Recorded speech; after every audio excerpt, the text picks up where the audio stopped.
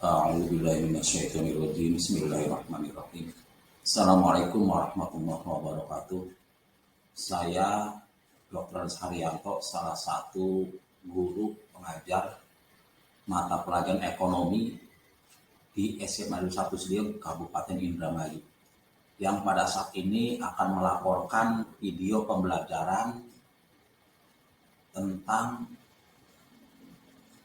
bahan pembelajaran. Adapun materi yang akan saya sampaikan pada video kali ini adalah sistem dan alat pembayaran. Sebelum ke materi, ada tujuan pembelajaran yang harus dicapai.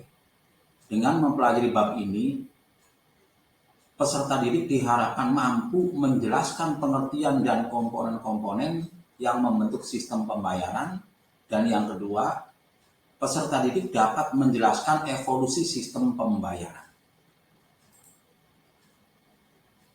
Langsung saja ke materi pembelajaran. Yang pertama tentang sistem pembayaran. Pengertian daripada sistem pembayaran adalah cara yang disepakati untuk mentransfer suatu nilai atau value antara pembeli dan penjual dalam suatu transaksi.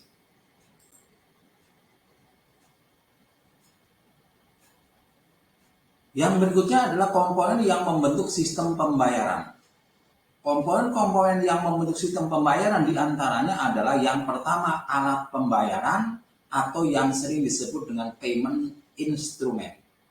Yang kedua adalah sistem pembayaran yang memproses berbagai instrumen pembayaran atau interbank fund transfer system.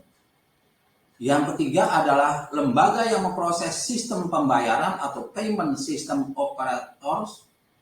Dan yang terakhir adalah saluran pembayaran atau delivery channel.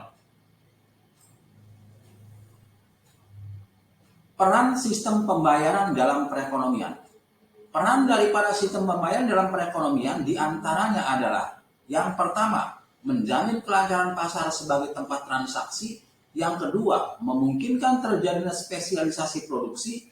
Yang ketiga, menentukan tingkat efisiensi transaksi. Yang keempat, mempengaruhi tingkat dan laju pertumbuhan ekonomi serta efisiensi pasar keuangan. Yang kelima, mendukung terciptanya stabilitas sistem keuangan. Yang keenam, channel utama transmisi kebijakan moneter. Dan yang tujuh, atau yang terakhir adalah mendukung efisiensi dan efektivitas fungsi intermediasi lembaga keuangan. Yang berikutnya, resiko dalam sistem pembayaran dan pengendaliannya.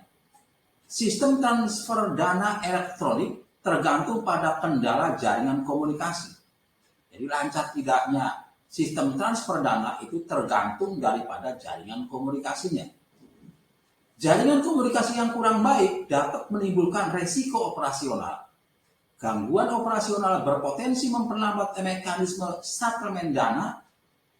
Keterlambatan mekanisme settlement dana menimbulkan resiko likuiditas. Yang terakhir adalah evolusi sistem pembayaran. Dari mulai sistem barter ke sistem pembayaran atau e-commerce. Yang pertama dari evolusi sistem pembayaran adalah sistem barter. Karena dalam sistem barter itu banyak sekali menemui kendala, kesulitan-kesulitan, sehingga timbullah apa yang disebut dengan uang yang kita kenal sekarang. Ada uang yang berbentuk emas, ada uang yang berbentuk perak. Kemudian berevolusi lagi ke uang fiat. Uang fiat adalah uang yang diciptakan oleh negara sebagai alat tukar atau alat pembayaran, bisa berupa uang logam, bisa berupa uang kertas. Kemudian berevolusi lagi, karena uang logam dan uang kertas juga ada beberapa kendala, maka timbullah apa yang disebut dengan cek atau uang yang dikeluarkan oleh bank umum.